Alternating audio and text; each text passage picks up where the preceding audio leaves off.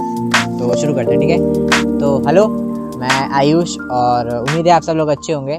और आज वाली जो वीडियो है वो एक छोटे से गैप के बाद आ रही है, और ऐसा इसलिए बिकॉज हमको ना एक थोड़ा सा क्रिएटिव ब्लॉक टाइप का एक सिंड्रोम होता है, वैसा कुछ हो गया था। और इसमें ना कुछ आपको क्रिएटिव आइडियाज़ आते हैं, ना आपको कुछ करने का मन करता है।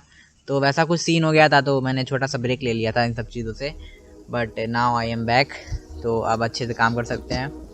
तो हाँ, आज की वीडियो थोड़ा सा मेरे दिल के काफ़ी करीब है, बिकॉज आज वाली वीडियो में मैं आपको थोड़ा अपने लैपटॉप की स्टोरी इन द सेंस, मतलब इसको लेने तक की जो जर्नी है, उससे जो मेरे इमोशंस जुड़े हैं, मैं आपको वो बताना चाहता हूँ। तो अब शुरू करते हैं।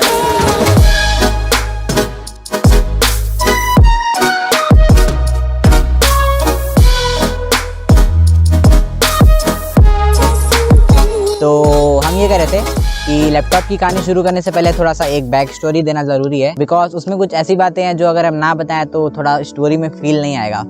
तो बात ऐसी है कि शुरू से अब तक, यानी कि लैपटॉप लेने तक का जो सफ़र है ना, उसके पहले मेरा जितना भी मैंने कुछ किया है, सीखा है, सारा कुछ मैंने अपने एक प्यारे से मेरा कंप्यूटर है, मैंने उस पर किया है।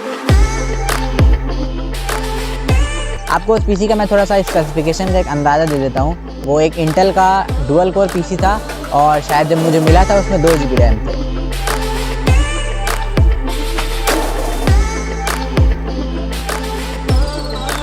तो ये था मेरा प्यारा सा कंप्यूटर, और अब तक मैंने जितना भी कुछ किया है, सीखा है, सब इसी कंप्यूटर पर किया है।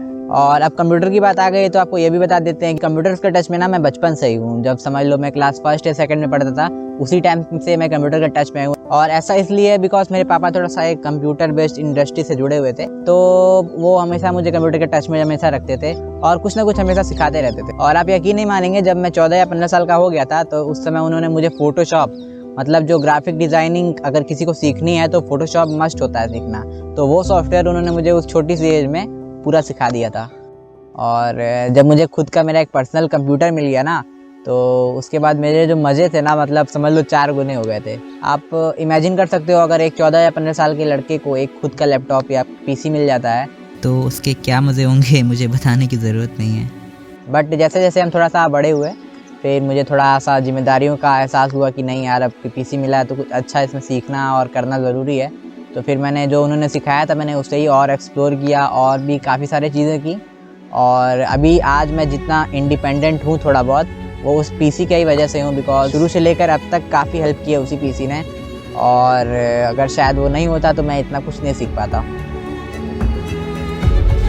तो यहाँ तक के सफ़र की जो कहानी थी वो मेरे कंप्यूटर की थी, और अगर आप मेरे इस सफ़र से कोई एक चीज़ सीख के जा सकते हो तो वो ये है कि अगर आप कोई भी चीज़ शुरू करना चाहते हो तो आप अपने आप को एक्सक्यूज़ेस ना दो कि मेरे पास ये नहीं है, मेरे पास वो नहीं है। आप देखो कि आपके पास जो कुछ भी है, आप उसी में चीज़ों को शुरू करो, और हमेशा ये कोशिश रखो कि मेरे पास जो कुछ भी है मुझे उसी में बेस्ट से बेस्ट काम करके दिखाना है।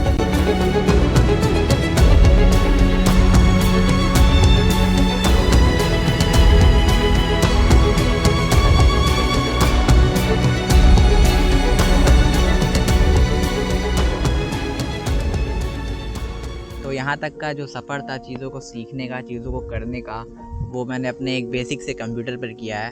और अब हम अपग्रेड हो चुके हैं एक ब्रांड न्यू लैपटॉप पर। और मैंने जो लैपटॉप लिया है वो है Acer Aspire 7। और यहाँ पर बैठ के जितना चिल होके हम आपको ये सब चीज़ें बता रहे हैं, उतना चिल इसको लेना था नहीं। तो जब शुरू में लैपटॉप लेने की बात मेरे दिमाग में आई, तो उस समय मैंने देखा कि जो जो स्पेसिफिकेशन मुझे चाहिए थी, उस हिसाब से जो बजट मेरा बन रहा था वो था अराउंड 50 to 60K के बीच में कोई लैपटॉप लेना। और 50 से 60 हज़ार का रेंज देखकर मेरा दिमाग थोड़ा सा हिल गया कि यार इतना अफोर्ड करना थोड़ा मुश्किल होगा। तो फिर मैंने घर पर बात की, क्या अभी पॉसिबल है इसको ले पाना। तो वहाँ से तो फिर मना हो गया कि देखो अभी मुश्किल है, तो अभी हम अफोर्ड नहीं कर सकते हैं। तो फिर कुछ दिन बाद फिर मैंने डिसाइड किया कि यार लेना तो है, और खुद से लेना है। उस दिन मैंने ये तो डिसाइड कर लिया था कि लैपटॉप मुझे अब खुद से मेहनत करके लेना है, बट मुझे ये बिल्कुल नहीं पता था कि मुझे क्या कैसे करना है और इतना बड़ा अमाउंट मैं कैसे सेव कर पाऊँगा।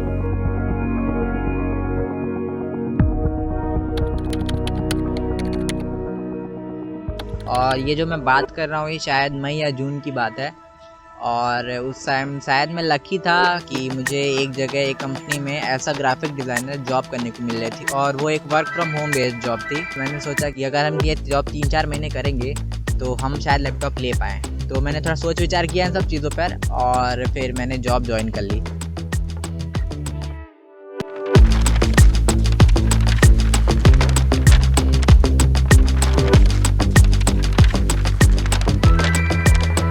स्टार्टिंग में मुझे लगा था कि बड़ा इजी होगा और बहुत आराम से काम हो जाएगा, बट 2 महीने काम करने के बाद जो मेरी हालत हुई थी ना वो बताने लायक नहीं है।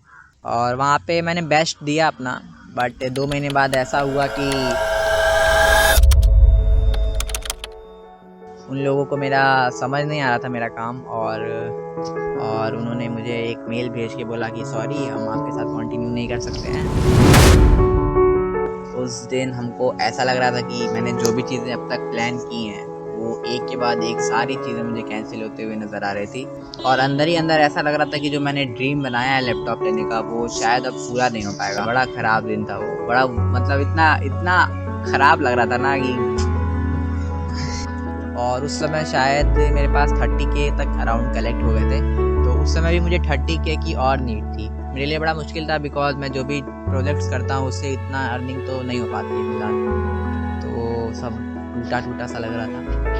बट मैंने कहा कोई नहीं, अभी टाइम है, और मैंने अपने 2-3 क्लाइंट्स के और अच्छे प्रोजेक्ट्स भी किए और उससे थोड़ी बहुत और मैंने पैसे कलेक्ट कर लिए, बट अभी भी कम पड़ रहा था। और इसी बीच पता लगा कि सितंबर के महीने में हम लोग को बाहर जाना है फैमिली के साथ, थोड़ा ट्रैवल वगैरह करने, जो आपने वीडियो देखे। तो हमने सोचे कि अगर ट्रैवल वीडियोस बनानी है तो सबसे ज़रूरी ये है कि गिम्बल हो मेरे पास, तभी अच्छा शूट कर पाएंगे। तो उस समय जो मेरे पास पैसे सेव थे उसमें से मैंने 10,000 का गिम्बल ले लिया, और गिम्बल लेने के बाद थोड़ा एक रिस्क पे भी थे कि जो है मेरे पास उसको भी खर्च कर रहे हैं, तो थोड़ा रिस्क पे चल के मैंने गिम्बल लिया, और इस पर मैंने फिर एक वीडियो भी बनाई, वो देखी होगी आपने।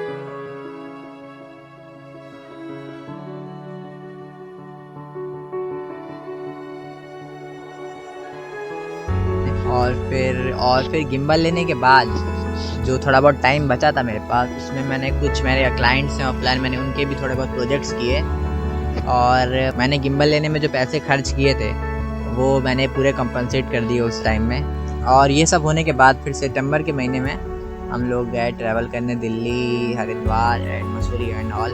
वो आपने वीडियोस में देखा है और उसका काफ़ी अच्छा रिस्पॉन्स भी आया है।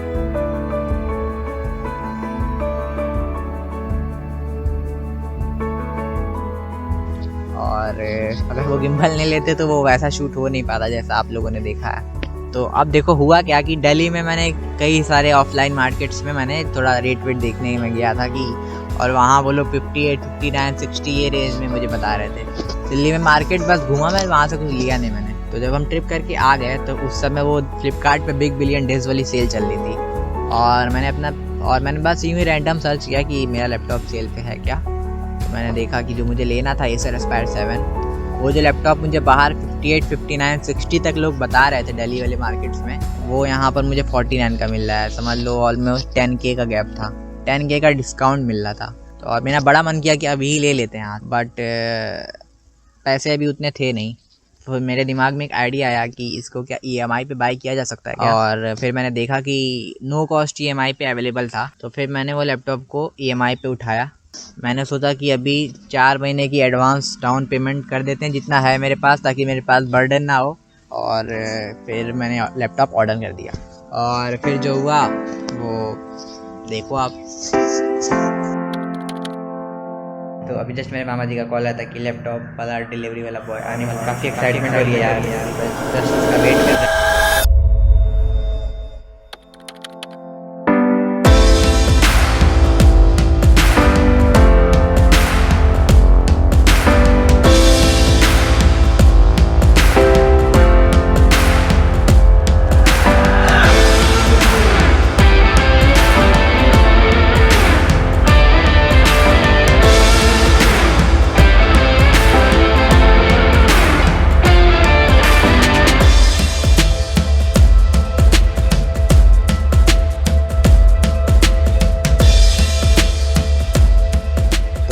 फाइनली इतनी मेहनत और स्ट्रगल करने के बाद मैंने अपना लैपटॉप लिया। और शायद आप लोगों में से कुछ लोगों को लग सकता है कि यार एक लैपटॉप लेने के लिए क्या है इतना परेशान होना, बट दोस्त हम एक मिडिल क्लास फैमिली से आते हैं और यहाँ पर चीज़ें बड़ी मुश्किल से आती हैं और हर चीज़ का अपना एक अलग ही स्ट्रगल होता है और वो स्ट्रगल ही हमें उस चीज़ की वैल्यू करना सिखाता है।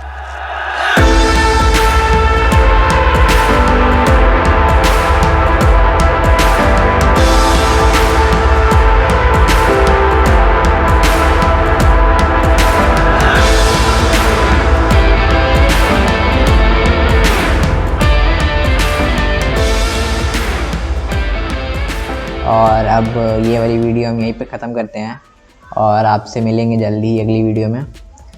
तो अगर आपने यहाँ तक देखा है तो एक बार और आपको दिल से शुक्रिया और मिलते हैं अगली वीडियो में।